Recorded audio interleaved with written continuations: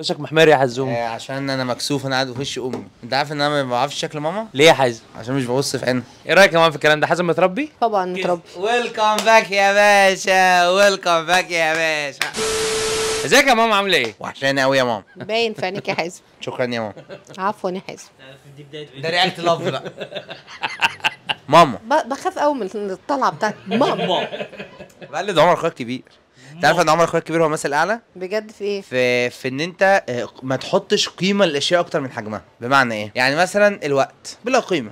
ده اكيد، ده مع عمر انا اشهد. فبراحتك بقى، خلي بالك طويل. يعني مثلا احنا مثلا ميعادنا الساعه 6، تظهر عمر الساعه كام؟ الافيه يقول لك 6:30، تظهر عمر 6 الاسبوع اللي بعده. ده لو جه بالظبط. ما بيديش قيمه الاشياء مثلا زي الموبايل مثلا. الموبايلات غاليه. طب لو ايفون المفروض غالي جدا. بشرب كوبايه قهوه.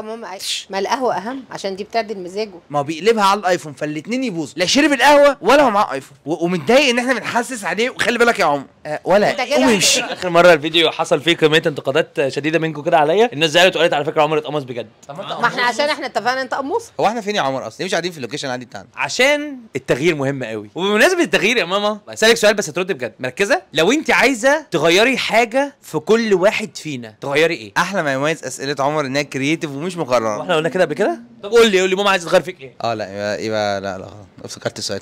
ماما كانت سالت سؤال كليشيه، نفسك تغير ايه في العالم؟ فسيب قال لها الجوع. دموع طفل.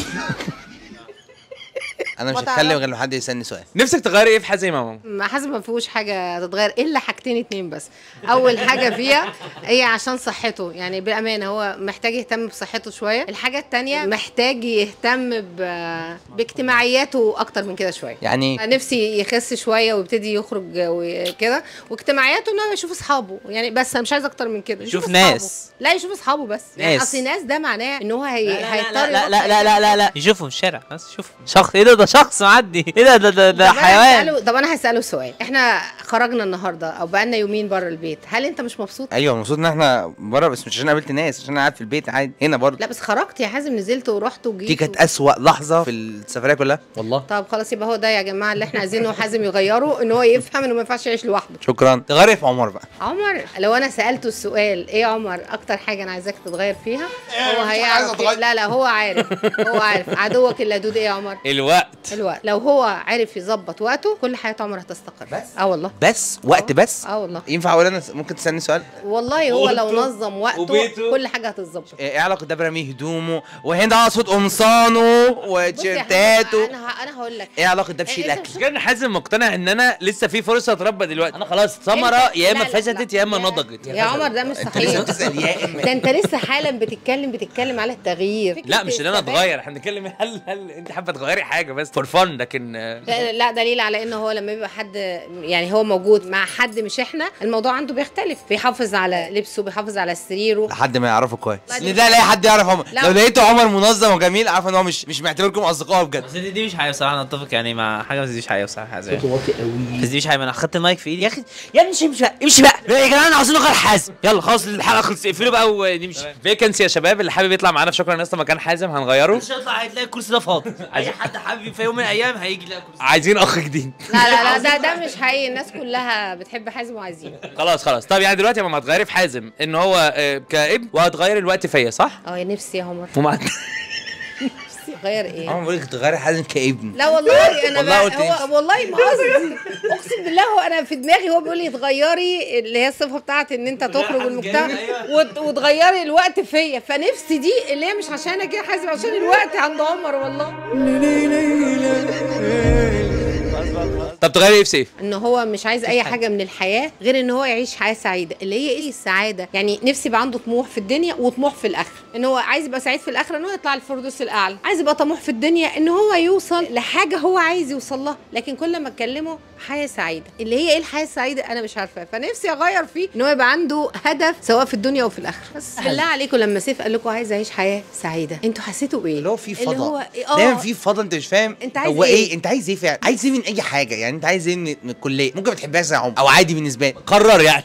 قرر انت بتحب الكليه ولا بتحبها. قرر انت بتحب الشغل ولا ما بتحبوش. قرر انت عايز تشتغل ده ولا لا. قرر حاجه. يعني هو الاحساسي زي أيوة احساسي ده حقيقي. اللي هو مواد. سيف بيتكلم اصلا تحس الكلام بيبدا متنا بقى خلاص. انت لو عايز تغير حاجه فيك في ماما تغير ايه؟ في امي ما اقدرش. صفه صفه في ماما تعدي، يعني ما تبقاش مشاعرنجيه. اسمها ايه؟ مشاعرنجيه حلوه. اي حاجه دلوقتي بقت عنجيه، فاهم؟ لو بدأنا دلوقتي اسمك دقنجي، انت ايه؟ كرلجي. انت عارف المسلم؟ انت انسان مسلم عادي، اسلامجي. يعني ماما تو ماتش مشاعر في كل حاجه، تو ماتش مشاعر في الفرح، تو ماتش مشاعر في الزعل، تو ماتش في كل حاجه. ما تبقيش تو ماتش، خليكي ماتش بس يعني. لاسيك فيما عدا ذلك يا امي، فلا انت ما فيش اي حاجه تانية، انت جميله باين في عينيك وزي القمر. باين في نظرتك يا حبيبي والله. انت بقى عمر حابب تغير ايه في ماما؟ في رايك انا احب اغير فيك ايه؟ هو ايه ده؟ استنى بقى. ابطل ظلم، ابطل تحكم، ابطل سيطره. لا طبعا ما اقدرش اقول كده قدام الكاميرا. لا بجد هو انا بس كل اللي نفسي تعمليه انك تقللي بس شويه تحكم وسيطره، ولو نبطل ظلم خالص يعني، فاهمه؟ ساعتها زي الفل.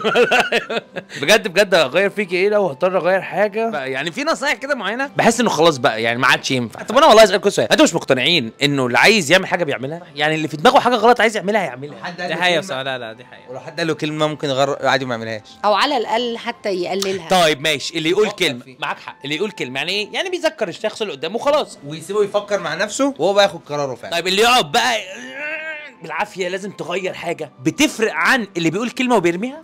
لا بحس انا من جوايا بتأنيب ضمير زي اي ام. انت مش هتحس الاحساس ده والله الا لما تتجوز وتخلف. اللي هو ايه، انت بتقولي لابنك طب هو ما سمعش، طب ما انا اقول له تاني، ما يمكن المره التانيه يسمع. دلوقتي وما تنكرش ان انا دلوقتي حتى وانا بتكلم معاك انا بقيت اهدى. انا ببقى زعلانه، انت مشكلتك دايما معايا ان انت مش عايزني ابقى زعلانه وانا شايفاك بتعمل الغلط، بس ده ما ينفعش. ما هو انا زعلانه علشان انا بحبك زي اي حد. حازم كل الكلام اللي هو بيقوله لك ده لا، هو نابع من حب ليك علشان هو عايزك تبقى احسن وافضل. ده حقيقه. لما احنا انتوا الاثنين بنتكلم على حاجه خاصه بسيف او نقول ان سيف غلطان او مقصر في حاجه، او حتى لما نط من الطياره مثلا، ما احنا كلنا كنا فرحانين له يعني، انت فاهم؟ زي ما برضو بنبقى زعلانين على ان هو مقصر في حاجه معينه. فهو ده بس المشكله. في الاول وفي الاخر هو دعاء يعني. الواحد بيدعي بقى لما بيفقد كل الحلول وانت ما بتدينيش فرصه مثلا لحل حاجه معينه. دلوقتي ان الافضل في طريقه للتعامل دلوقتي ان احنا لا انت تبقى على حق ولا انا على حق. الفكره كلها يا تقنعني يقنعك، ولو انت ما اقتنعتش وانا ما اقتنعتش نردها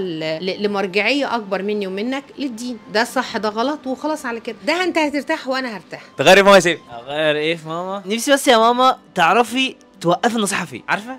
في حياتي مش النصيحه فين، تعرفي توقفي امتى، مش النصيحه حتى. مش كده؟ فهمت الكلام؟ يا ماما فهمت الكلام. طب انا فهمت الكلام، ما بتعملش ليه بقى؟ فاهم؟ دخلنا في حوار تاني بقى. طب حاجه ملهاش رد، فاهم؟ في الخناقه مثلا وصلنا للنصيحه، بعد كده الواحد بيكره، بعد كده بيحس ان النصيحه مهما كانت دخلت خلاص، انت خلاص انت عليت بالنصيحه خلاص. ده انا هقفل، ماما هتخلص كلامها هروح حالا فاهمه؟ هطير، هنط حالا من البلكونه وهطير. فماما تفضل بقى تبوش فتحس لا ماشي حاضر يا ماما حاضر يا ماما. بعد بقى تحس انت خلاص بقى هنام بكره بقى ايه وان شاء الله مش هصحى. فاهمه؟